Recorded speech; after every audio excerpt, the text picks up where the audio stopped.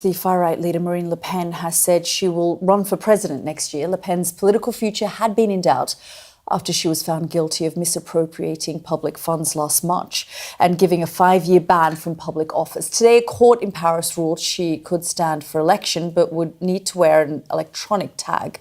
Let's go straight to our Europe correspondent, Alistair Bunkle. And Ali, as I said, the path is clear for her, but there are a series of conditions. Yeah, it's been a somewhat sort of topsy-turvy day in France. So let's go back to last year, and Marine Le Pen was convicted of misuse of public money, for basically using money that was supposed to be for European Union business for the party, but instead for the, domestic politics. She was given a 5-year ban on standing for public office, but she decided to appeal it. And to some degree, she won that appeal today, in so much that the ban on running for public office was reduced to 45 months. 30 months of that is suspended, which leaves 15 months, of which she has now served. So she is now free to stand for public office, crucially meaning that she can stand in the French presidential elections April of next year. But she was told that she would have to wear an electronic tag as part of this, and she had previously said that if she had to wear an electronic tag, then she wouldn't run for president because it would make campaigning very hard, if not impossible. She wouldn't be able to get out freely to attend campaign rallies, to speak to potential voters, etc. Now, we heard nothing from Marine Le Pen when she left court. She went back to her party's headquarters. They huddled clearly with advisors. And then she appeared on French television tonight to give her first interview, first reaction. And she said that she would run for the presidency of France. She is currently in polls the favourite, so there's a very real prospect that France could have a far-right president by this time next year.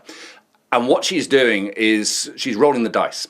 She is going to appeal to the Supreme Court in France against having to wear a tag. That probably won't be heard until about January or February next year, which means for the next 6 months or so, she'll be free without an electronic tag on to go out and campaign.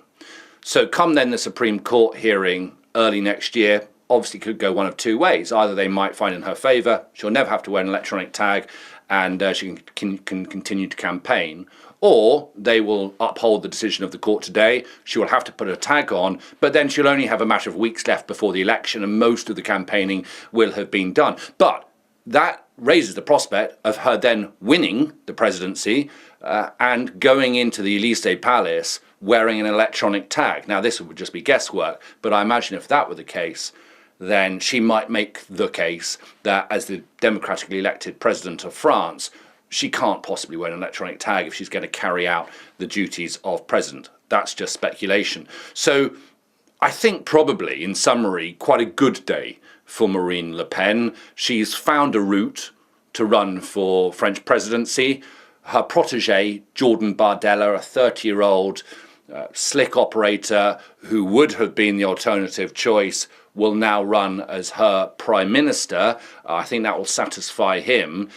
But for Europe, the European Union, where I am in Brussels, it is the prospect, the very real prospect, that France, one of the biggest members of the European Union, one of the richest, most powerful countries in Europe, will quite soon have someone from the far right who is hostile to the EU. Ali, as always, thank you so much for your reporting and analysis there.